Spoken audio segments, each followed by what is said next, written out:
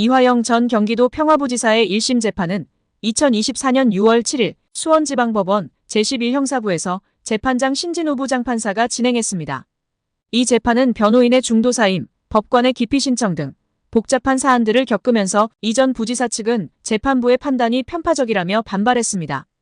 이화영 전 부지사에 대한 판결은 외국환거래법 위반, 특정범죄 가중처벌 등에 관한 법률상 뇌물, 정치자금법 위반, 증거인멸교사 등의 혐의로 징역 9년 6월에 벌금 2억 5천만 원을 선고했습니다. 이화영 전 경기도 평화부지사의 재판에 대한 주요 쟁점은 다음과 같습니다. 첫째, 대북송금 혐의입니다. 이화영은 쌍방울그룹의 800만 달러 대북송금 공모와 억대 뇌물을 수수한 혐의 등으로 기소되었습니다. 이 씨의 변호인은 재판부가 편파적으로 증거를 취사 선택했다며 이를 반박했습니다. 쌍방울 계열사 나노스가 2018년 4월 남북 정상회담으로 주가가 폭등한 경험이 있기 때문에 대북 사업을 하겠다는 의도로 이 사건이 시작된 것이라고 주장했습니다. 둘째, 뇌물수수 혐의입니다. 이전 부지사는 뇌물수수 혐의도 유죄로 인정되었습니다.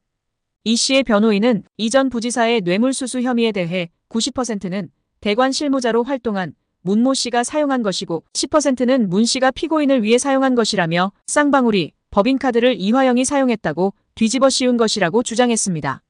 셋째, 판결에 대한 반발입니다. 재판 과정에서 이화영은 검찰청 1313호 검사실 앞 창고라고 적힌 방에서 여러 회에 소주를 주며 회유했다는 의혹을 진술했으나 검찰은 명백한 허위라고 주장했습니다. 이화영 측은 재판부의 판결에 대해 반발하였으며 이에 대해 항소할 방침입니다. 넷째, 이재명 대표와의 관련성입니다. 검찰은 이화영의 판결문을 분석한 후 이재명 대표를 제3자 뇌물혐의 등으로 기소할 방침이라고 합니다. 다음으로 국정원의 보고서가 이재명 대북송금 의혹을 반박하는 결정적인 이유를 살펴보겠습니다. 첫째, 주가 조작 의혹입니다.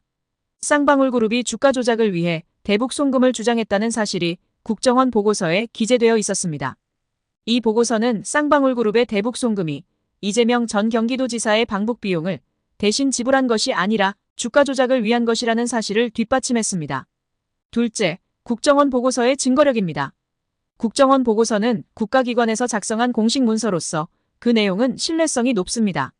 이 보고서가 이재명 전 경기도지사의 대북송금 의혹을 반박하는 결정적인 증거로 재판 결과에 적용했는지는 의문입니다.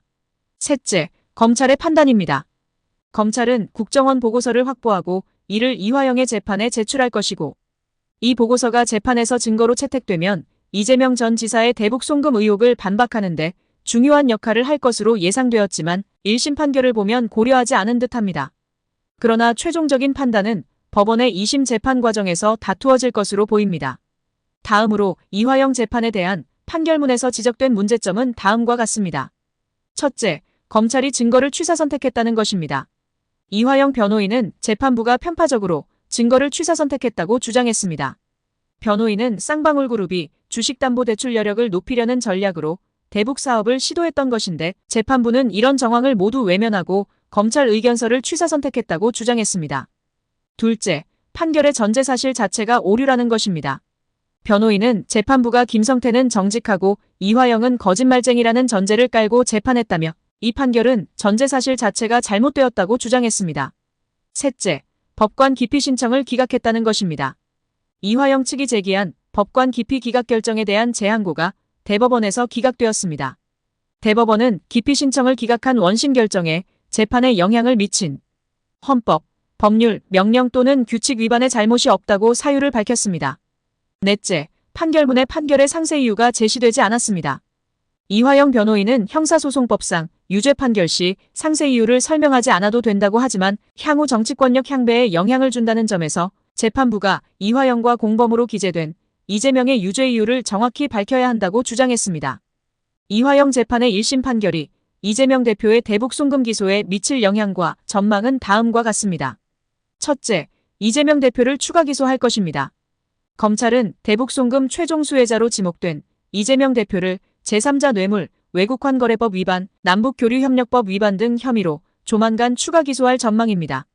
특히 재판에서 인정된 사실을 토대로 이재명 대표가 이화영 전 부지사로부터 대납보고를 받았는지 등 공모관계를 입증하는 데 주력할 것으로 보입니다. 둘째, 소위 이 대표의 사법 리스크가 커질 것입니다. 이화영 1심 판결로 이 대표가 추가 기소되면 서울과 수원에서 모두 4개의 재판을 동시에 받게 됩니다. 셋째, 판결에 따른 영향입니다. 이화영의 대북송금 혐의가 유죄로 인정되면 이 대표에 대한 검찰 수사는 탄력을 받을 것으로 보입니다.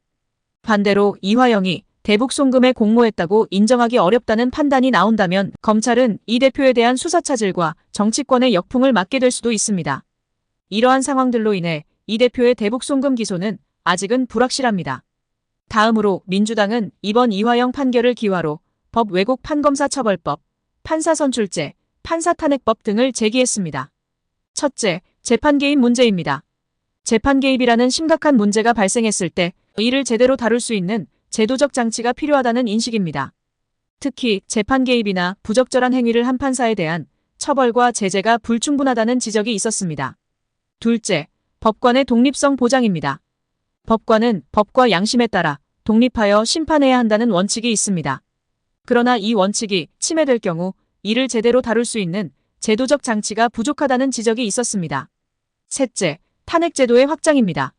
현재 탄핵제도는 대통령, 국무총리, 국무위원, 행정각부회장, 헌법재판소 재판관, 법관, 중앙선거관리위원회 위원, 감사원장, 감사위원, 기타 법률이 정한 공무원 등에 한정되어 있습니다.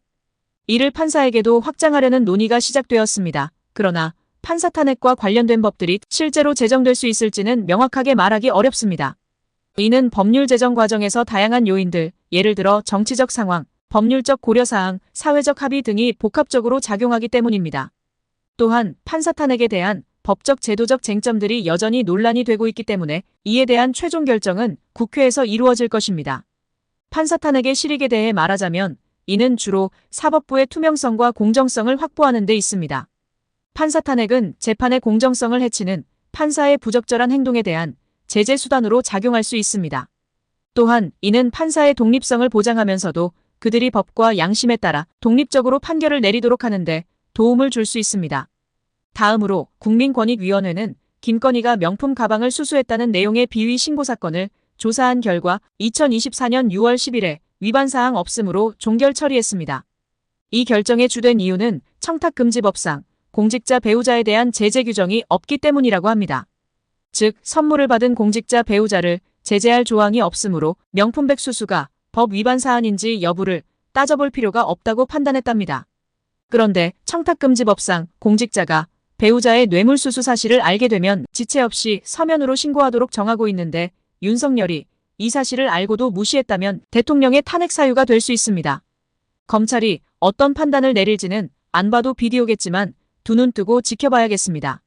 이 사건은 참여연대로부터 신고된 이후 약 6개월 동안 조사가 진행되었지만 권익위는 이 사건에 대한 구체적인 결론을 내리지 않고 수사기관에 공을 넘긴 것으로 보입니다. 이로 인해 권익위의 판단에 대한 국민적 의구심이 증폭되었습니다. 이 결정이 이 사건에 대한 검찰 수사에 어떤 영향을 미칠지는 명확하게 말하기 어렵습니다. 그러나 몇 가지 가능성을 제시할 수 있습니다. 첫째, 검찰 수사의 범위가 확대될 것 같습니다.